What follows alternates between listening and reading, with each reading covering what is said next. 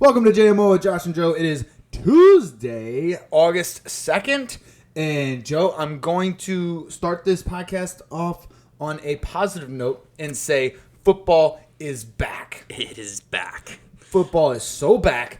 We have the Hall of Fame game this Thursday, which nobody's going to care about, but it's football on your TV. And it's still a positive note. It is a positive note. It is something is football I can gamble on. Yep. You know? Yep, you can gamble on it. Yep. And it might not be the two greatest teams right now, like the Oakland Raiders and the Jacksonville Jaguars. But at the same time, I'm more than ecstatic. That's like maybe what describes my feeling. I don't know. What's other words that could probably disguise me? Excited, energetic, enthused, exuberant, jubilant. Jubilant. Yes. That was a big word back in the early 2000s. Jubilant. Oh, was it? Yeah. You mean so it's gotten smaller? It has gotten smaller. Okay, but we'll bring it back. Okay, I like it. Yeah. So we got NFL starting this. You know what's the best part?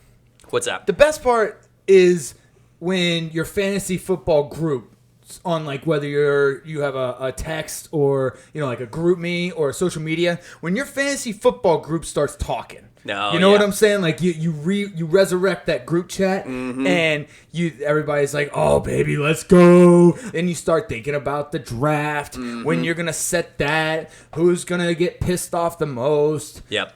You know, it's about that time of year again, and to be honest with you, I feel like a lot of people now have established leagues, whether it's they are doing like a repeated dynasty league or a keepers league, or they just have like a group of people that they do fantasy football every single year.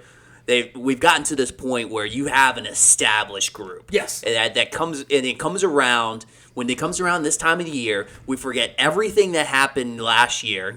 Any bad things that happened just like are wiped clean. It's a new slate, new football season. Bury all the hatchets. Let's go. Yes, it is a beautiful. It's like the most wonderful time of the year. It surely is. It really is, and like especially in like our group, we keep upping the stakes, so there's more money involved. Yep. So that means, we don't.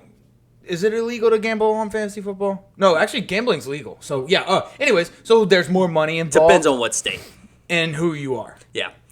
So, there's more money involved, so the stakes get higher, so tensions get higher. And then, when we have, like with our main league, our commissioner is a wild card, which is great. It's actually, I think your commissioner needs to be a wild card, because a commissioner is a thankless job. It really is. It is very, very, very thankless. And in order to be a commissioner, I think you have to be able to take a lot of heat. Yep. And I think, like I said, you just got to be a wild card. You got to love chaos, because that's essentially what you're going to get. Well, think about it. It's like a roller coaster, and the first person is your leader, is your commissioner, and they are basically it's a roller coaster that has not been built yet. So it's being constructed as you're riding it, so you don't know what's going to happen. Oh. So if you have somebody who's the leader that is just doing all these corkscrews, twists and turns and stuff like that, you're in for a wild ride. Right. But if you have somebody that's, kind of straight line, boring, that's not going to make for a good roller coaster. Also, like, it's not going to make for a good ride. Also, I think you can shit on a commissioner easier if he's just a straight and narrow type of guy. Because the year I was commissioner, I thought I tried to tell everyone what was all the details, everything that went on, and honestly, it ended up backfiring.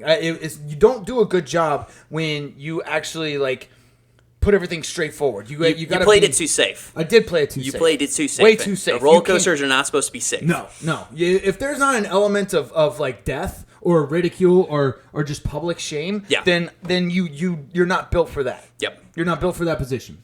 But yeah, so fantasy is back. We're gonna get to some fantasy segments later on. But first I want to talk about some of the NFL stuff, because training camp is back. It's in full force, and people are already fighting. Love it. Josh Allen and what's his face got in a fight at Buffalo's training camp. I feel like it was a defensive lineman. I think so too. Half of the 49ers team is in a fight right now. Yep. Kyle Shanahan had to stop practice. Yep. It's exciting. It is exciting. Right? Jameis Winston's throwing bombs to Olave. Yes. And so that's the thing. It's like it's the time where you see all the fights. All the fights that break out, especially when the pads get put up back on. Mm-hmm. Everybody's all frisky and everything. They want to just throw some punches. Oh, they're frisky, huh? Yeah. Oh, yeah. And then also you see the highlights. You see these highlights because the media is going to scrape the bottom of the barrel. They're going to try to get as many highlights as they can, especially any type of storyline. Any type of storyline, any highlights, because a lot of times usually the defense is the one that kind of dominates during this time. Yeah. Because the offense is trying to get some continuity and get some chemistry together. So. And then, of course, media is always going to be hype train. They're going to be straight hype train all day long. The storylines that come out of the training camps are always they're so funny because they try and make up anything and everything. Yeah. Like, I think I remember one year they were like, oh, like Brady's falling off, or like, oh, Aaron Rodgers didn't look very fluid in training camp. Like, what? Yeah. What? You're talking about like the best quarterbacks in the NFL. Don't stop saying that. Yeah. It's stupid. They see these storylines that turn into, whenever I guess whenever you look into the season, during the season and you use Captain Hindsight vision, mm-hmm. They see these storylines that influence the season, but they try so hard to predict those as they're happening. Yeah. That is just they fall short like every time. They look stupid. They look stupid. Because if you really, it is part of like the media society these days. You try and get ahead of a take just so that you can look back and say, "Oh, look at that, I was right." Yeah, and then meanwhile you have like 100 times where you're wrong. You're wrong. Yeah. So, but hey. Focus on the positives. So let's take a turn from the positive to the negative. Deshaun Watson only got 6-game suspension. Let's put it this way: that the judge Sue Robinson. Yes. I think she's a Cleveland Browns fan. Ah, is that what it is? I think she's secretly a Cleveland Browns fan because she single-handedly saved the Browns. Saved the Browns. I am so angry, and not because I think he was falsely suspended, or I think he should have been suspended more, because I really do think he should have been suspended longer. I am pissed because I wanted Cleveland Browns to Cleveland Brown. Yeah. And they did not, and she prevented me from witnessing it. I mean, I don't speak too soon, though. There's plenty of time for Cleveland Browns to Cleveland Brown. I thought at least a year suspension. Like, can we free Calvin Ridley now? Like, seriously, can we free Calvin Ridley because he got suspended for an entire year? See, that's the problem, though. The NFL is setting a really, really bad precedent in that, like, okay, hey, you can do whatever you want to women. We'll just slap you on the wrist and give you a 6-game suspension and fine you for $1 million. But if you mess with our money, you're gonna get fucking fucked. Yep. You're going to get messed. Yeah, you don't mess with the money. That's essentially what the NFL is saying. It's what the precedent that is being set is. And I don't agree with it. I think it's a terrible one. I think Calvin Ridley should be playing at the start of the season.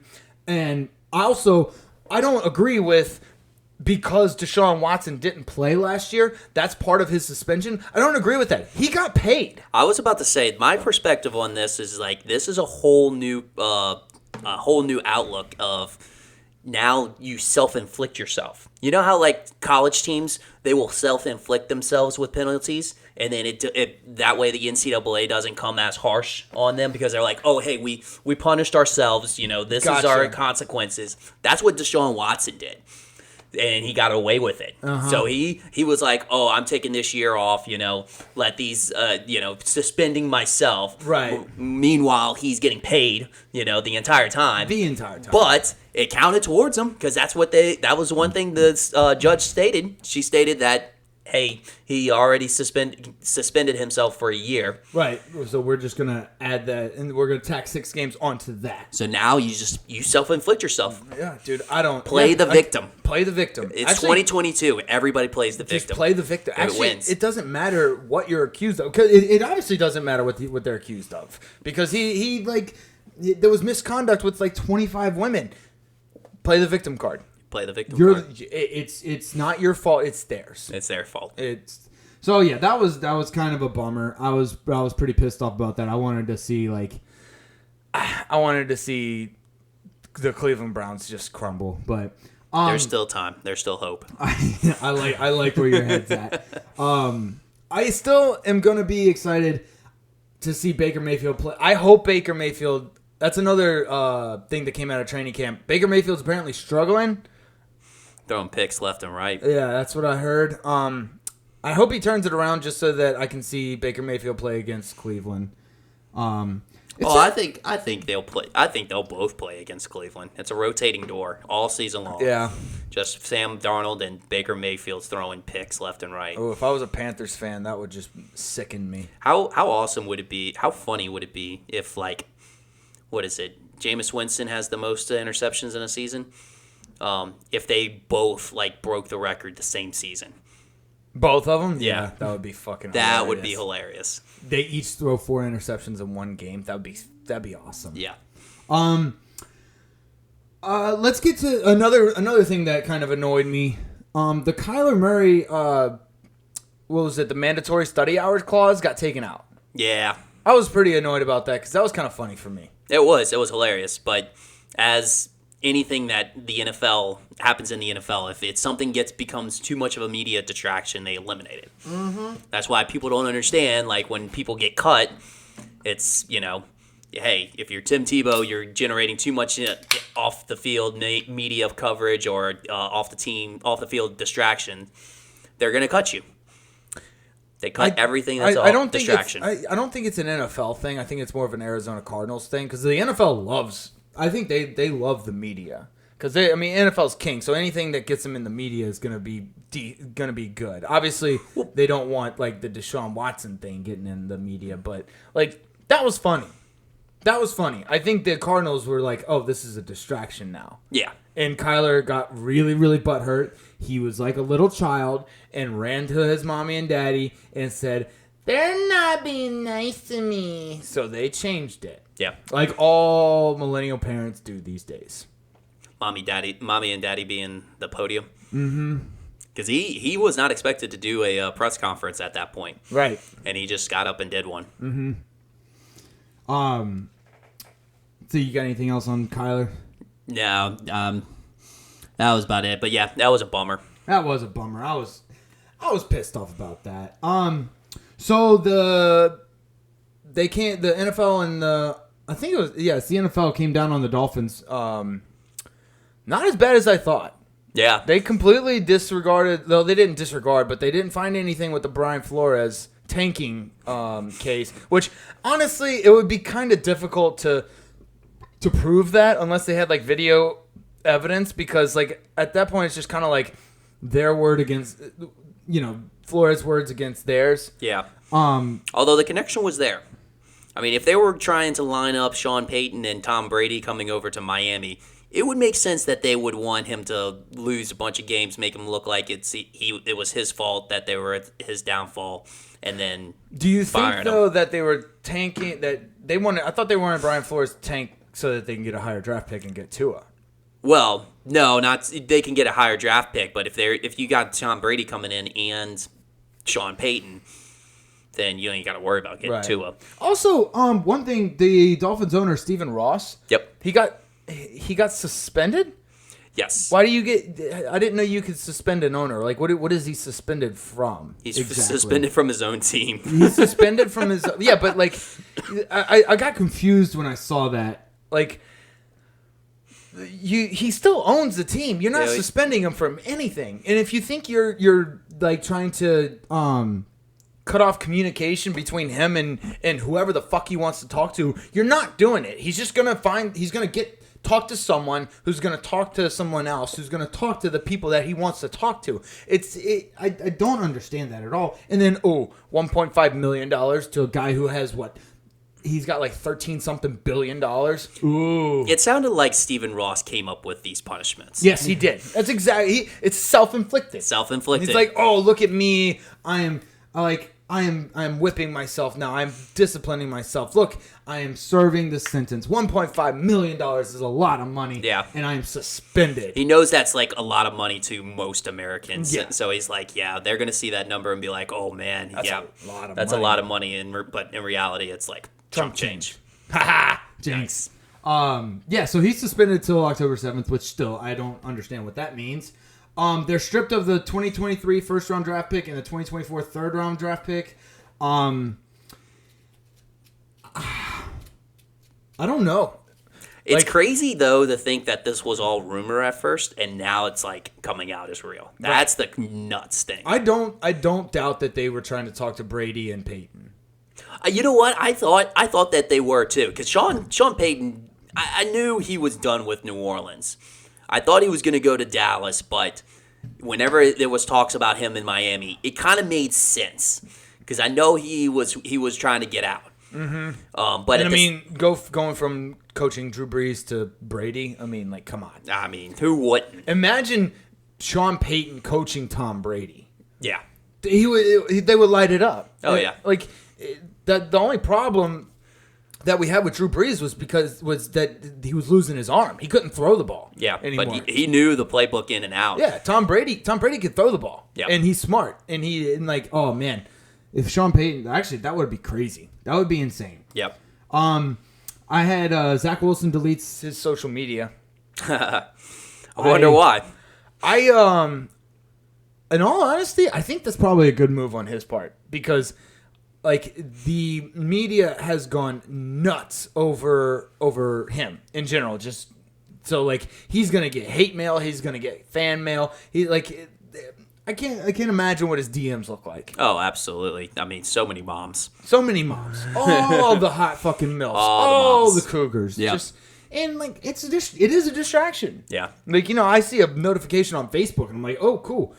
Yeah, I'm dating myself. But yeah, I was like, oh, cool. Look at a notification. And then it's like, hey, the Saints went live. Cool. Yeah. But yeah, but I still look at it. Like, so he's probably got thousands. Yeah. There's like an endorphin rush with all those notifications when you receive a notification on your phone. For sure. Especially if you see this big tittied MILF that you're like, oh, baby, let's go. Yeah. So I think it was a good idea. Good for him. Jacoby Brissett said he's ready to go. And here's the thing.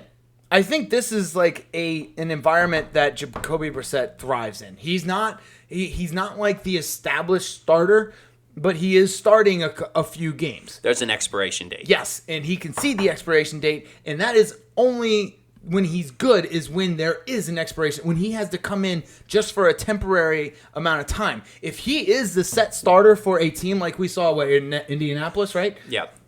He will not do well. He's got like a bag of tricks and he runs out of them. Yes. So then like when he runs out of them, everybody figures out, all of his tricks. Yes. And here's the thing. I think that his tricks like kind of reset like as he goes through different teams and backs up different quarterbacks.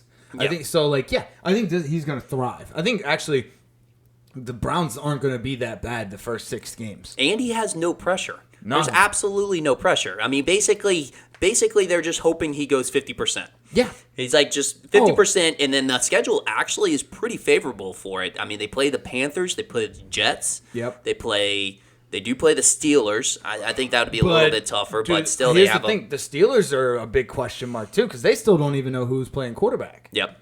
So I don't know. If they go 3-3 or better, that's a W for Jacoby and the Cleveland Browns. Oh, absolutely. That's a W for sure. Yeah. Let's see. I think that's all I got for NFL and before except for fantasy. Well, we got a couple of deals that went through. Oh yeah, we did. It had Debo inked in a 3-year, $73.5 million deal, $58.1 million guaranteed, and then DK Metcalf. That's a team deal. Yeah. I think that's a team deal. That's not. I think he's worth more than that. Also, they called him. They didn't specifically say wide receiver. I think they called him an offensive weapon. Offensive weapon. Yeah. Ah. So, I don't know. If I'm Debo, you use that and say, I want more money. Well, especially if like you're in a company and you take on like multiple roles, like obviously you leverage that to your advantage when it comes to salary. Also, this is just me talking here, just my opinion. I think them going with Trey Lance had a lot to do with it. Like he's happier now that I don't think he liked Jimmy G. I think with the Bronco or the 49ers like saying that Trey Lance is their guy, I think Debo was a little happier with that. Okay. Again, just my opinion, but I really do believe like in the behind the scenes type thing, I think when they announced it, he was like, "All right, let's fucking go." Did you see him counting money at training camp after he got paid? Counting, had a wad of hundreds and was just counting them. That's awesome. I would do the same fucking thing. Like when I have like like $120 in my wallet, I like to count it. Yeah. Like I smell the money a little bit. I try not to smell the $1 bills, but sometimes it happens. Sometimes it. I don't like. Honestly, I have a little bit different of opinion. I don't like when the players get too obsessive about the money. Like I get like trying to go get your money, get your bag. But at the same time, when the deal's done, deal's done. You got to go back to football. Get your mind right. I've seen so many people get the bag and then they just settle. Yeah, like they cash out basically. That's why I think like. I mean, I don't think this won't ever happen just with the amount of guaranteed money that's coming out of these contracts, and the benefits of guaranteed money with the salary cap and everything. But I think there should be a lot more incentives. A lot more incentives in contracts. Like, if you do this, you get this. Yeah. You know what I'm saying? I mean, and obviously it's kind of difficult to calculate that as far as the salary cap goes, but I think it could evolve to that. Do you think that's what they should have done, is they should have kind of formulated the independent study into an incentive? No, I just like that he was in detention. I think they were just like, dude, stop fucking playing video games while you're supposed to be working. Like that's any business you're any job you're at. Like, unless your job is to play video games, which Kyler, hey, there's a giant market for it. So. He might be a 3-sport athlete, and we just don't know it yet. Mm-hmm. He might play football, baseball, and game, and just wreck on Call of Duty. Yeah. Maybe. What's another deal? Oh, yeah, DK. Yep. Oh, DK Metcalf. You dumbass. He got a 3-year, $72 million deal. So now the last one to fall in line is Deontay Johnson.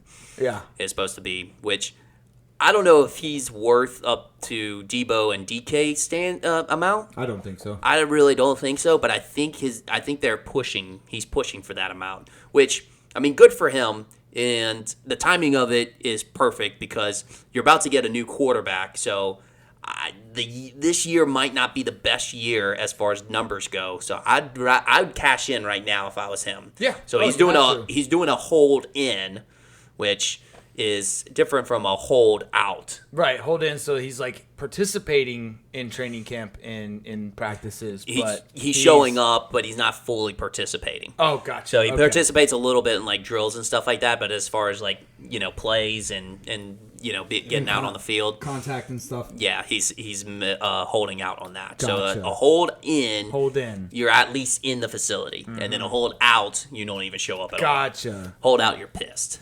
Okay. Yeah. So he's not pissed. He's not pissed. He's like I want money. Aggravated. Like, give me money, but I'm here. Money me. Me. Needing a lot now. Speaking of contact, so we have some really bad news coming out of the Dallas Cowboys and Denver Broncos. Tim Patrick is injured. He tore his ACL. Yeah, that hurts. Fuck that, man. That shit sucks. Yeah. You tear your ACL before the season even fucking starts. Yeah. Not only that, like, I like Tim Patrick. Tim Patrick was like he was like an up and coming receiver the last couple of years. Yeah. I was so fucking pumped for him this year, especially like not only for fantasy, but for like just watching him in general. He's a talented wide receiver. He is, but he's not like the most talented. He just does everything right. He does the little things right. Yep. Like he's a good route runner. He's got good reliable hands. He's nothing flashy, but he does all the good thing, all the little things right. Which honestly is why I feel like he goes under the radar most of the time. It's a guy you love having on your team.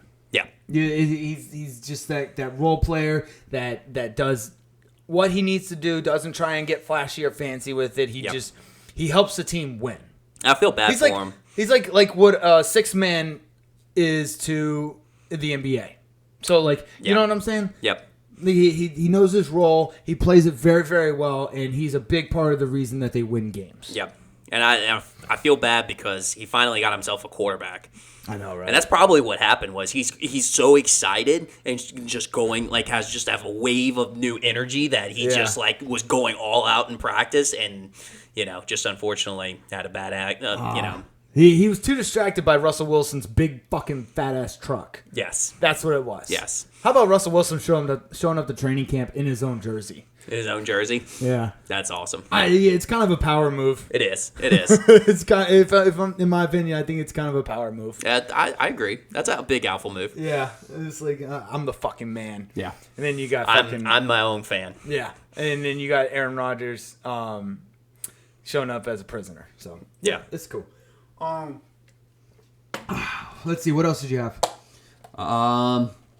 Well, NFL preseason starts August 4th, and then we've got the first game, Bills and Rams, Thursday, September 8th. We can talk more about that when we get closer to, but just getting everybody excited. Oh, man, I can't wait. Gosh, it's so exciting. So exciting.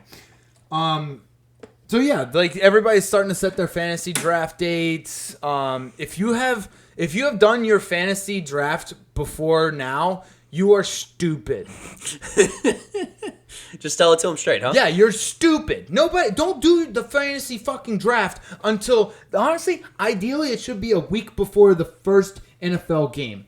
A week before the first NFL game, because the people who drafted Tim Patrick, people who drafted James Washington, you're fucked. You're fucked. You're fucked. They're done. And you have no idea how many more injuries are going to happen, like preseason, the rest of training camp. Like, if you draft before, if you have drafted before August 1st, you are fucking stupid. You need to fire your commissioner. You need to burn your fantasy to the ground and restart it new. So, like I said, a week, maybe 2 weeks before the NFL season starts, I say a week. That's when you need to do your fantasy football draft.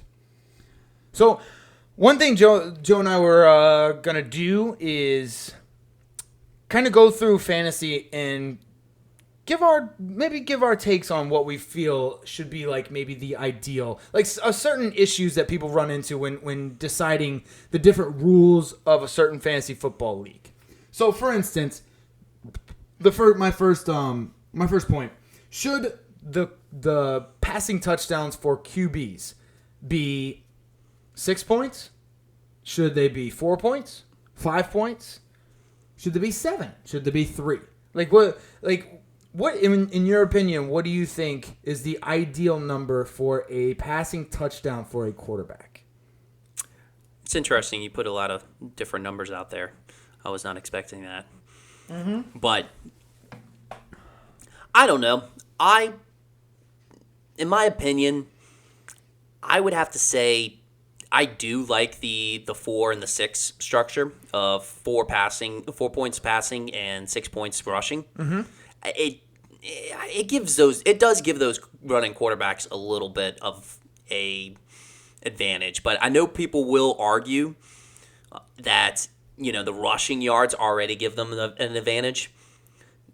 So I don't know that. I mean, the passing touchdowns, if you make it up to 6, it does kind of lessen those running quarterbacks. I guess the argument is that some of these running quarterbacks that can't throw at all are scoring like ridiculous amounts of points and are more valuable than some actually good quarterbacks. So basically, essentially, what you're doing is taking the Lamar Jackson and the Jalen Hurtses out of the equation.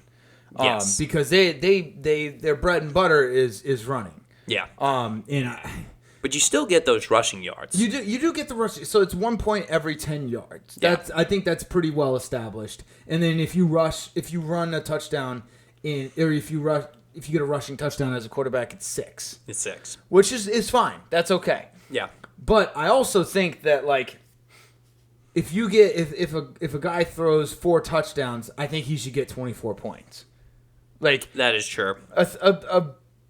A passing touchdown, in my opinion, I think it's more difficult. Maybe I don't know. Like because technically speaking, if you think about it, if he throws 4 touchdowns and it's only 4 points, you miss out on 8 points. 8 points. I mean, that's a whole nother touchdown. Yes. And a half. Yeah. Exactly. So like, I don't know. I think it should be 6. I also think that like because like I think I've been swung. Swung? Yes. Yep. So quarterback passing touchdowns should be 6 points. Do you like 2 QBs or 1 QB leagues? There's only 1 QB on the field. There should be only one QB in your lineup. I agree. And here's the thing: is like I like the 1 QB, especially when it's like if it's in a league of 12 teams or more. Mm-hmm. 1 QB. If you are in a league with 12 teams or more, 2 QBs is insane. Especially, like, imagine if you have a 16-team league, each with 2 QBs. That's all the QBs in the league. Honestly, my strategy would be first 2 rounds QB. Yeah. So it places way more value on the QB position than it needs to be, and it just pretty much takes running backs and receivers out of the equation. Like your first 2 picks have to be quarterback, right? Yeah, at a certain point. I mean, you do run out of like really good ones, but at the same time, if everybody's grabbing quarterbacks early too, you can't miss out. So you got to grab on a quarterback. So yeah, I'm not a big fan of it. I think if it didn't put as much emphasis on the quarterback, like maybe if it elevated its status just a little bit, I would be more in favor of it. But and that's why I say that the 12 team and above can't do 2 quarterbacks. Can't do 2 quarterbacks. Imagine, because think about it. If you had an 8-team league, a league with only 8 teams in it, I think that would be okay. I think actually it is preferable to do a 2-quarterback league if you have 8 teams in your league, because the teams are going to be stacked anyway. Yes. So might as well like throw another variable in the entire rotation. Like, absolutely. You know. So and now 10 teams. I didn't really think about this very well, but 10 teams.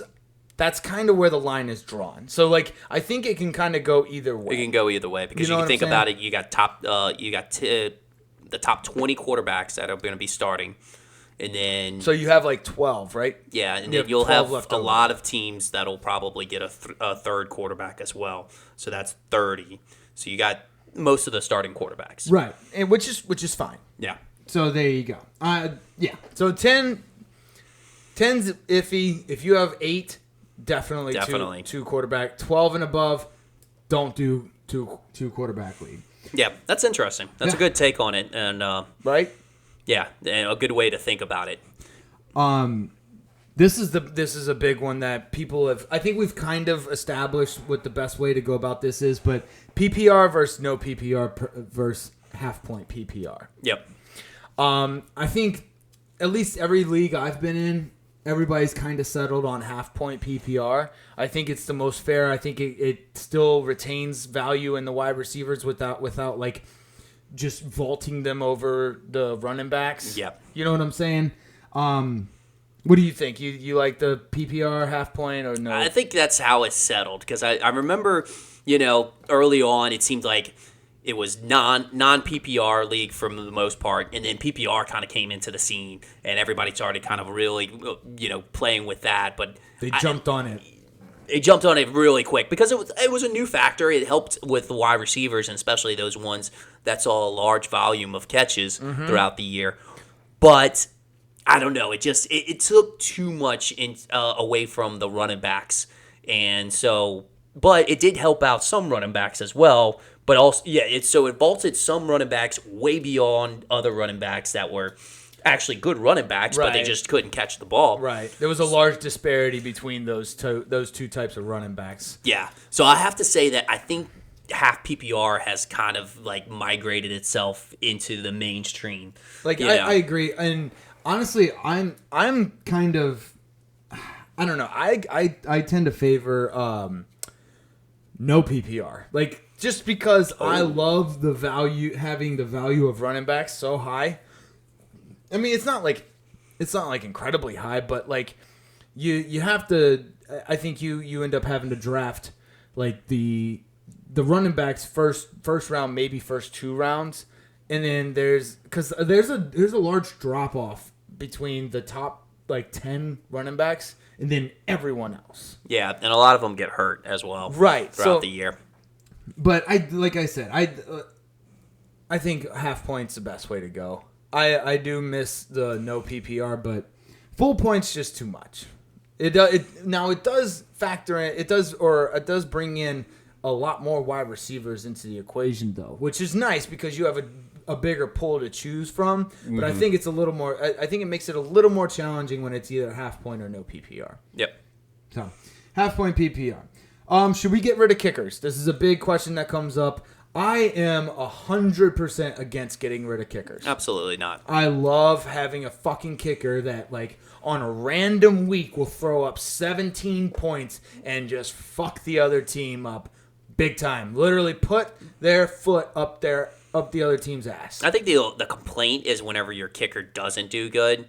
But the thing is, you just get butthurt. Like, you just fuck off. Yeah, because the thing is you don't really control the kicker slot as much as like you do with running backs, wide receivers, and stuff like that. Mm-hmm. You feel like you have a sense of control where the kicker, which you actually do have a sense of control with the kicker. Honestly, that's one of my strategies throughout the year is I at least keep up with who's performing well and who's getting good opportunities, and I'll find a kicker that's in the waiver wire that's doing better than my kicker, and I'll switch him out. Right. It's a part of the game. I love it. And then you get like one of those like Robbie Goulds or back in the day Greg Zuerleins, and they're just consistent double digits every single week. Yep. Oh yeah. Like there's a lot of weeks last year where my kicker did better than at least one person on my starting roster. And you can use them as a little bit of a trade bait too. Like, just kind of if I find a trade that seems to be a little bit more offset towards the other person, if they have a good kicker, I'll switch out kickers. Oh, I gotcha. It's like a little cherry on top of the deal to like sweeten it up a little bit. That way, get a little bit more of me. That way, I can get a little bit more value out of it. That's a good point because if you throw the kicker in there, you just swap kickers. Like people don't really think about it that much, but if you get a consistently good kicker, yep, it can make or break some weeks in your season. Because I know there's weeks where I lose by 20 plus, and there's weeks I lose by five and below. Yeah, you know what I'm saying, and that kicker could be the difference. So I think we both agree on kickers. Oh yeah, kickers for sure. Yeah. So I know one thing I saw. Some people don't like the defense. They were like, hey, let's substitute a defense for just one defensive player. If you do individual defensive players, I think you kind of have to do like defensive line, linebacker, and defensive back. So you have to do one of each. You do one of each. I agree because like there's too many variables in one defensive player, I think. So like you would have solo tackles, assisted tackles, interceptions. I guess it wouldn't be that complicated. But the thing is like there's going to be one position that's going to be favored more than the other positions, and whether that's like linebackers because they get all the tackles, or if they put the value of sacks really high, or sacks, it just depends on how the values are placed. But I think the most fair is you put one player from each position, and that way, you got to draft all of them. Would you rather? That would throw a giant wrench in the draft. So would you rather that than just drafting an entire defense? I rather, honestly, it makes it easier drafting just an entire defense. Mm-hmm. I think they usually play as a collective unit anyway, so it's kind of something that I don't know, you can kind of gauge a good defense, based by the team. Yeah, I don't know. I think it's the defense are super inconsistent. So like, that's one thing I don't think I would mind. Like I would rather. I think I would rather have a defense, but I think also that like I wouldn't mind trying it out. Yeah, I wouldn't mind trying it out. I've never done it before, so I wouldn't mind trying it out. But I like having a defense. This is a big one. Keeper versus dynasty versus the normal, reset every year.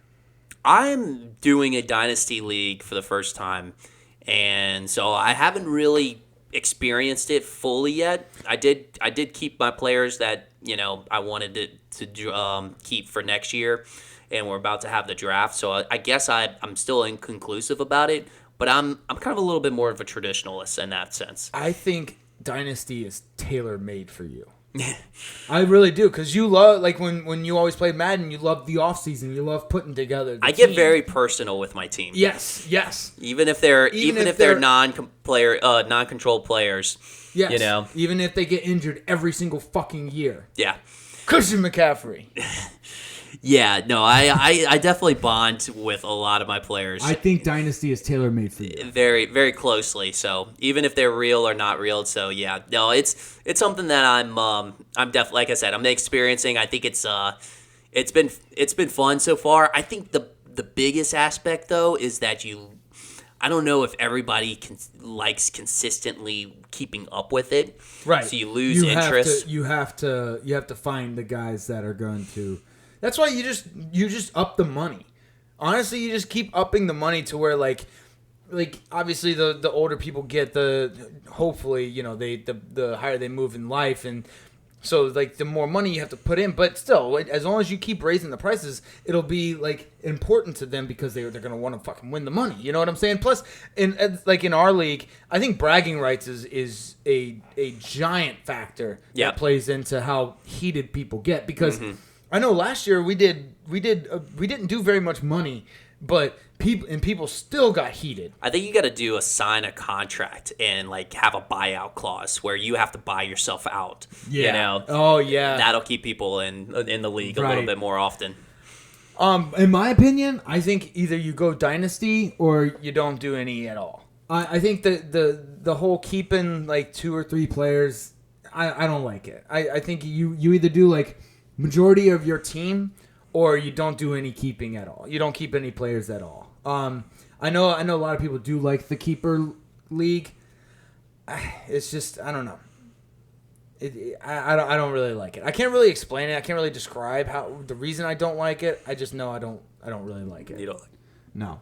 All right. Last question on fantasy. Who's your first pick in the draft? Let's say you have 1-1. Who's your first pick? I think you have to do, and it actually goes against the numbers. You don't have to. It goes against the numbers, but I think you kind of have to go with Jonathan Taylor. You don't have to. But the last person that won or had the highest rushing totals back-to-back years was, I think, Adrian Peterson, like back in like late 2000s, early 2010s. Or the 2010s, yeah. Oh, back when 2012 when he won MVP. Yeah, I think he had 2011 was an insane year. Yeah, I think he's the only one that had like back-to-back rushing titles. So you don't think Jonathan Taylor is going to do back-to-back? He's the safe bet. You got to go with him. He is the safe bet. I'm going to go with Derrick Henry. Derrick Henry. It's a gamble. I know it's a gamble. The return of the king. Yeah, huh? Return of the king, baby. Yes. I think it's going to be Derrick Henry. I really do. I think he's going to be the fucking man this year. I think he's going to be pissed off. He's going to make a comeback. I mean, he's a fucking transformer anyways. I'd go with Derrick Henry. My 1-1 will be Derrick Henry if I get the first pick. It's not because you have him and had him in previous years and you develop a love for a bunch of players and you just never let go. I never let go. Not once have I ever bonded with a player on my fantasy team. Why do I always associate you with Keenan Allen then? Because I love Keenan Allen, baby. He's the most consistent fantasy fucking receiver in the league. I think I think the thing is you've. I love Keenan Allen. Yeah, but it's the fact that you discovered him first. Yeah. It was like whenever he had his breakout season, you were the one that discovered that and found that. It's like when you like predict the take, like you have this great take and it actually comes true. Yep. You're like, that's me. I got it, baby. It becomes your child. You've seen it from its infancy. Yes. And it had developed Yes. into, Yes. What he is, and you take ownership of that. Yes. We develop as fantasy football players, we develop crushes on these real life football players. Absolutely. We do. It's a fantasy crush. Yeah. It's a fantasy crush. That's all I got on football. I'm fucking stoked, dude. Yep. I'm fucking Should we go through stoked. some fantasy names this year? Ooh, you got some? Fantasy football names. Oh, let's go. I've been searching around, so not all of these are mine or original, but these are some ones that I've been able to pick up, and also I think there's some other ones. There's some that I did make up as well. So we've got All right, so the ones you made up, say it. Yeah. If you didn't make it up, just go through it. yeah. So there's Zach Milfson. Yes. Zach Milfson. Done. That's mine. Yep, that's a good one. And then there's some other good ones. Dawson Hard Knocks. Nice. I didn't see that one around. I kind of came up with that one. Hard Knocks. Yep. Kyler Merry-Go-Round. Oh, God. Merry-Go-Round. We can figure out a good one for Kyler Murray. I feel like we can. I think we can kind of weave his little clause, his study clause in there. I think we can figure something out there. Yeah. My huge Zach Ertz. Oh, there we go. It's not a bad one. This one is because it was one of my favorite actors, and he passed away. But Marcus Ray Liotta. Hey, there you go. Yep. I came up with that one. R.I.P. in peace. Matt Golden Corral. Nice. That one, I came up with that one as well. There you go. Yeah. Matt Golden Corral, that's good. And then Justin Field of Dreams. Nice. That's a good. It's kind of classic. It's kind of classic. All right. I wish I came up with this one, but Watson's going to touch down there. That was a pretty good one. Watson's gonna touch down there. Oh man, that's good. Epstein's Young Hose. Nice. Darnell Mooned Me. Yeah, I think that's I've seen that one. Yep. That's good. Hitting Rugs. Nice. That's a pretty good one. It's a pretty good one. No, no. That was way too fitting. Oh, that's so dark. I love it. This one's probably the best one. This one's probably the one of the year, but the Book of More Moms. Yes. Oh, does that fit? Oh, it definitely. Does that fit? Is it 20 characters? I'll have to see, but The Book of More, because I know like there's some most leagues actually don't have a character count, but there's some that had like a 20-25 character count. Yep. The Book of More Moms. Yep. Oh, that's so good. 2 girlies, 1 cup. Yeah, that's classic. This one, I don't know how much it makes sense, but I like it and I came up with it. But Najee playing. Najee playing. Oh, now she playing. Okay, yeah. And then this one's a little bit of a play on my one from last year, but Thielen, my cousins. Ha! That one works pretty well, wow. especially since they're teammates. Yep. Dealing my cousins. That's funny. Damn, that's pretty good. I like that one. So, and then the last one I had was I didn't really think of a good one with it, but it's I love it. Olave it. So like all of it. I was thinking I love it. I love it. Olave it. There's something to be played there. I love it. Yeah, there's something there. There's play. Yeah, we got to. There's a little play with that. So I like those. Yeah. Those are good. Good. Thank you for that. I'm actually probably going to use one of those. Book of More Mom. Book of More Moms. Although with our league, people change fucking team names like females change clothes. Yeah. It's insane. All right, let's go on to OTDISH. We talked a long time about the NFL, so let's kind of like breeze through the rest of this. OTDISH, You start off, and I will follow. Okay.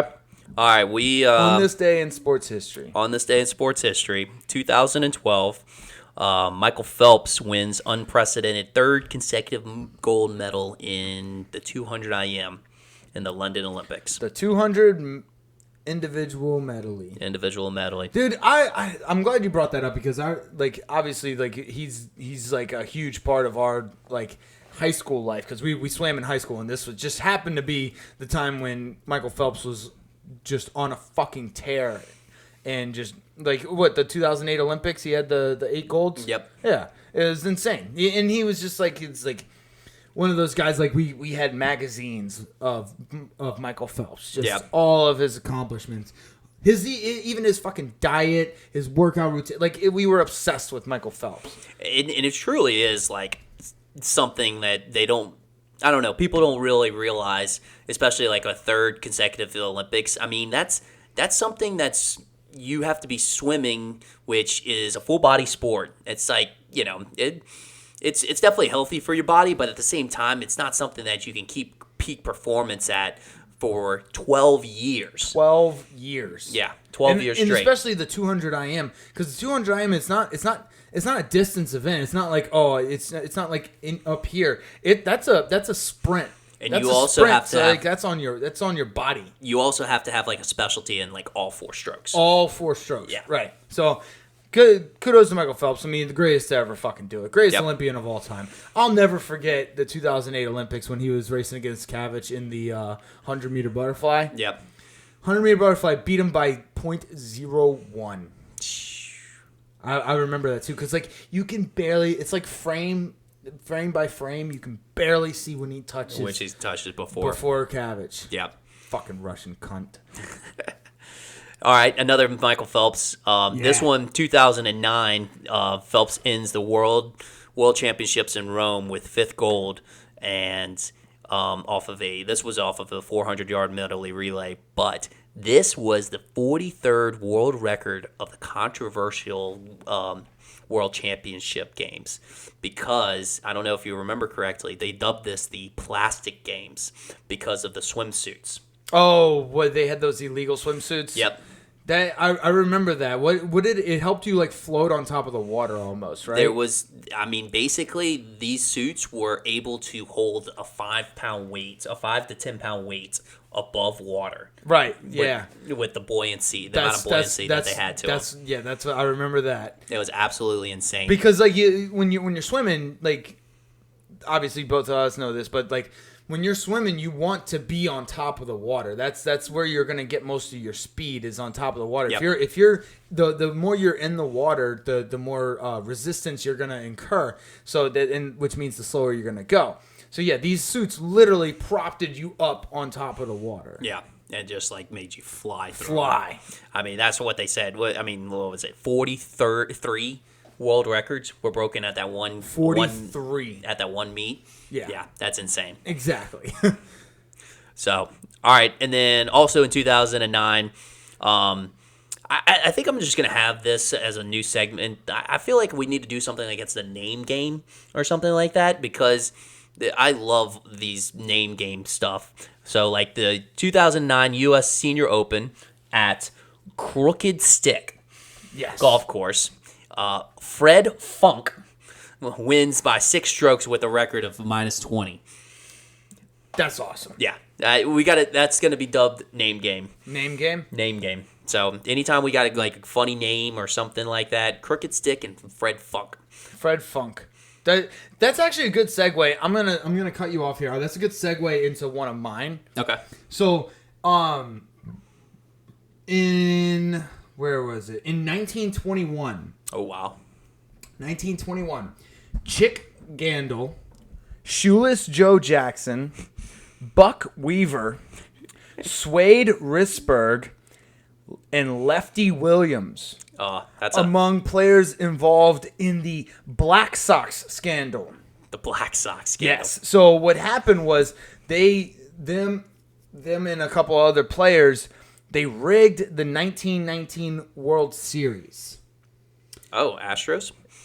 Oh yeah. no. They rigged it for them to lose. Oh. So like you know how a boxer takes a fall in a certain round to get money. They rigged it to where they were gonna lose, and they got paid for it. And then they banned.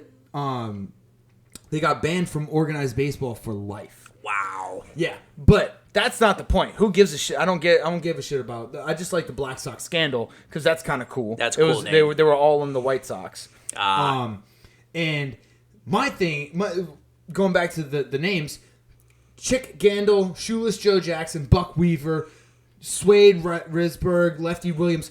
All these are we need to bring back nicknames. We need to bring back nicknames. We need the nicknames. Yep. Baseball, you want to be relevant again? Bring back nicknames. Bring back nicknames. The nicknames are fun. They're cool. Like, come on, Lefty Williams.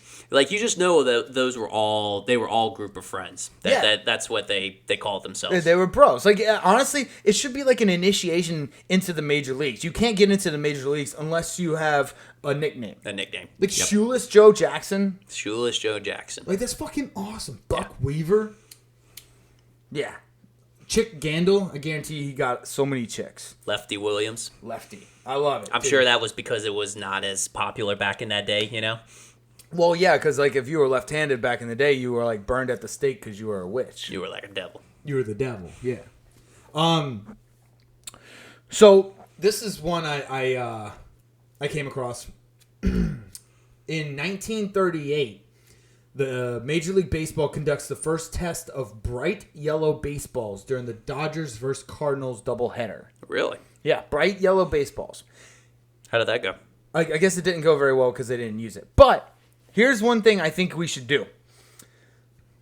So you know how like in the 3-point contest in basketball, you shoot like 5 balls from one spot, and then the fifth ball is the bonus ball, right? Or like yeah. So I think each inning there should be a bonus ball. And it's thrown at the pitcher's discretion, but he has to throw one. Has to throw one. So he has to throw one bonus ball. And let's say if he hits a single, that means it's a double. If he hits a double, that means it's a triple. If he hits a triple, that means it's a home run. If he hits a home run, it counts as 2. You see what I'm saying? I think and that would spice up baseball as well. Because that would get your attention at a certain point in the game. Right? It's like, wow, okay, wait, here's the bonus ball. And it's like each inning. It's like, oh, bonus ball coming. Bonus ball coming. Bonus ball. It's like, all right, so like you get your second out. That next pitch has to be the bonus ball. I think that would be fun. That would be fun. Yeah, people would tune in every inning. It would be something new every inning. Yep. So I just, just my shower thoughts. I got one more, and then we could do. You have one more?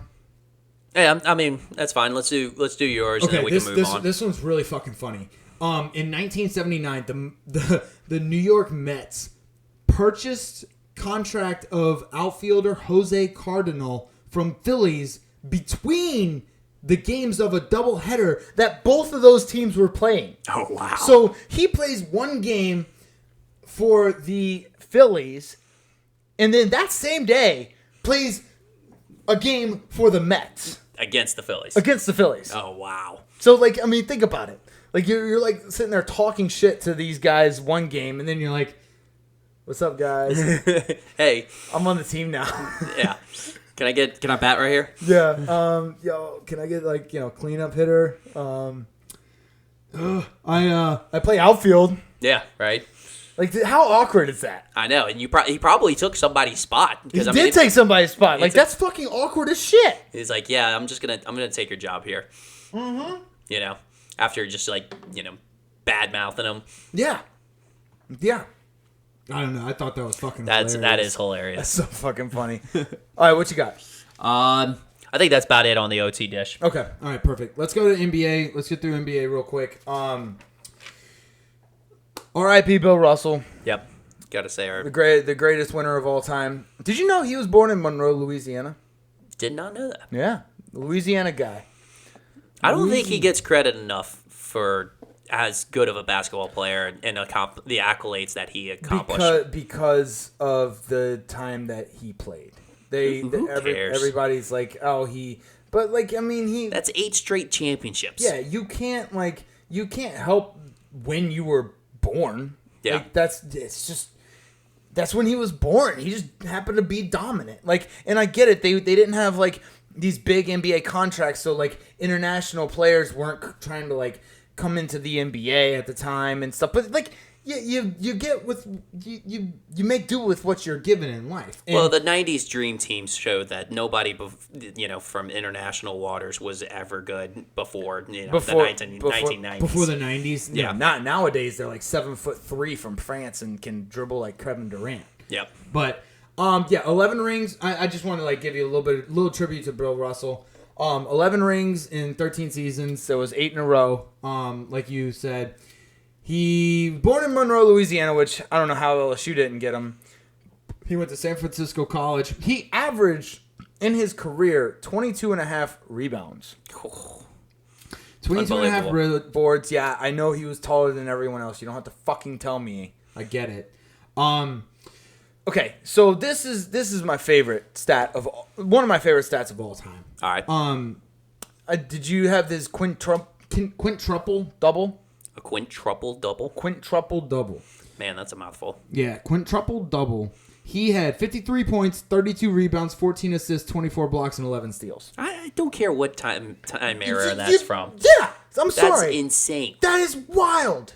Nobody in their right mind ever fucking does that. I'm like, honestly, I could go play with a bunch of 5th graders and probably not get that stat line. Oh, yeah. No, absolutely not. That's insane. Quintuple double. Never going to happen again. I mean, that's got to be crazy, especially the amount of steals. 11 steals? Like, yeah. Well, that's and here's the thing. The only issue with it, I guess, the asterisk to this, is it's an unofficial quintuple double because blocks and steals weren't recorded at that time. But Harvey Pollock of the 76ers Director of Statistical Information kept track of it all.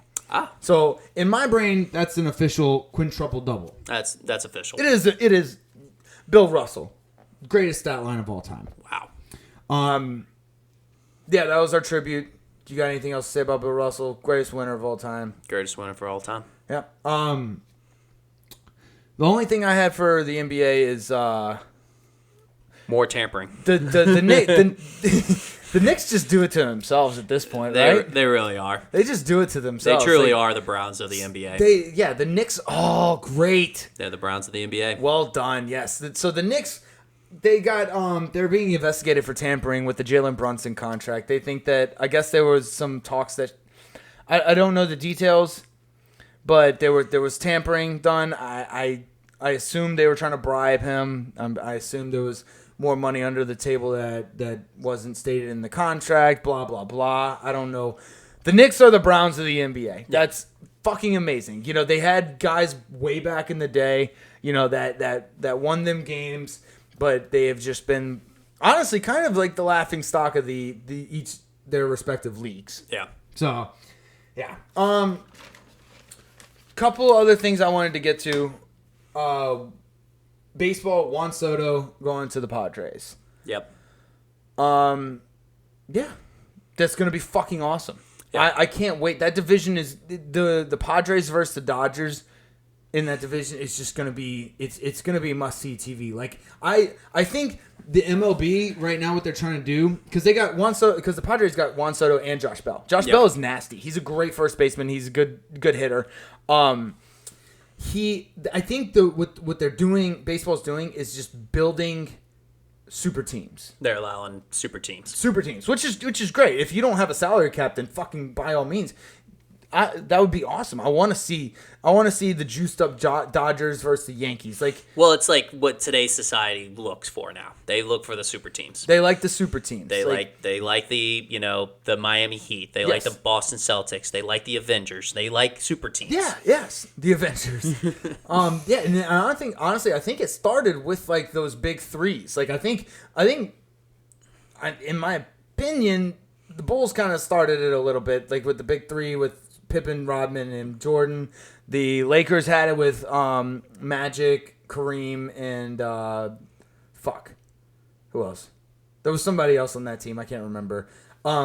And then it just kind of built up over time to where now, like, people just love just all these superstars on one team. Yep. You know, Steph Curry, Klay Thompson, Kevin Durant, Draymond Green. L.A. Rams. L.A. Rams. Yep. The Dodgers, the Yankees. Like, they just love these stacked fucking teams. And fine. If it makes it more exciting, then go for it. I think it's better in baseball than it is football, but yeah.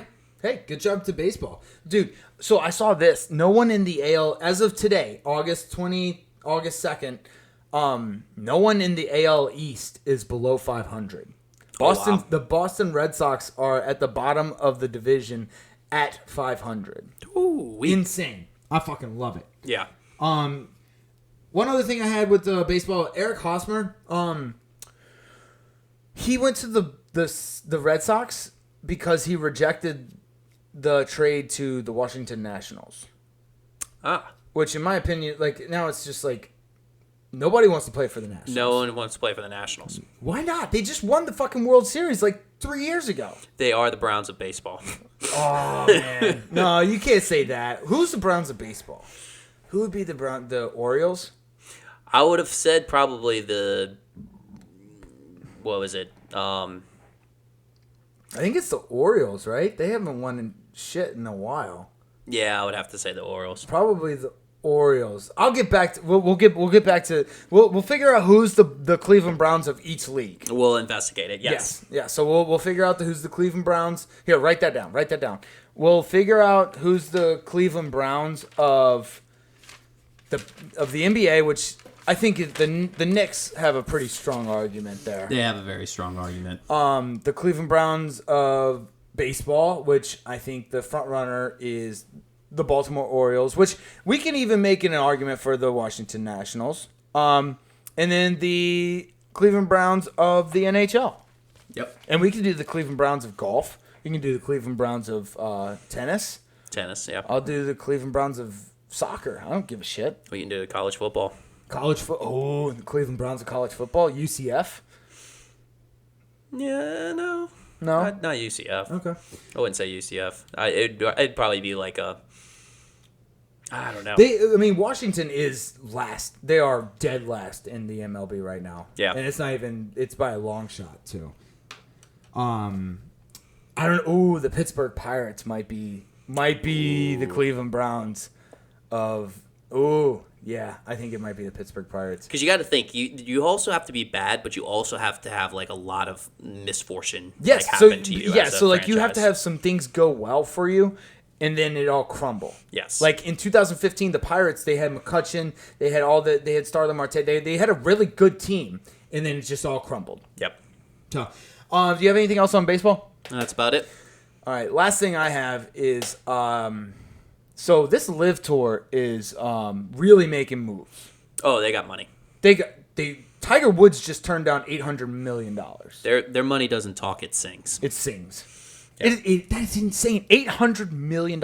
Imagine how much. The reason why Henrik Stenson, Brooks Koepka, and all these fucking people went to the Live Tours because they're offering them $500 million. Yeah. Like, there's not too many things I wouldn't do. I don't know if there's anything I wouldn't do for $500 million. At a certain point, it becomes a business decision. It's a business decision, yes, and then it's also a are you stupid or not decision. Yeah. Yeah. Most people Tiger is the 0.0000001% of the entire fucking world that could turn down $800 million and it'd be okay. Well, when you're he probably still is close to it, but the richest athlete in the world for like multiple years. Oh, he was the richest athlete for a very long time. Yeah. And he's just developed so much wealth over the years that he can turn down $800 million. Again, he's the 0.0000001% of the population that can do that. And that's crazy, especially at this point of his career. Like I would have if he did it early on in his career, I could see that because he was making so much money, but and he was performing well. But I don't know, at this point in his career, he's not performing well, so might as well just cash out. I don't know. It's insane to me because if the Live Tour can dish out that kind of money to a essentially, I love Tiger Woods, but he's kind of washed up. He's done. If they can offer $800 million to a guy who's done. Now, I understand why they want him. It's the name that they want. I guess it's the name that they're buying. But if they can offer $800 million to Tiger Woods, they can easily offer $250 million to some random. So like they can offer it to like Tony Finau. Yep. If they wanted to. It's insane. All right, we've been talking for way too long. It's been over an hour. So, we shall see y'all next week. Yeah, I guess there's going to be a little more football news coming up. We'll keep up with all the latest stuff and then kind of get you ready for the fantasy league and yeah, just football in general. Football, baby. All right, love y'all. Later.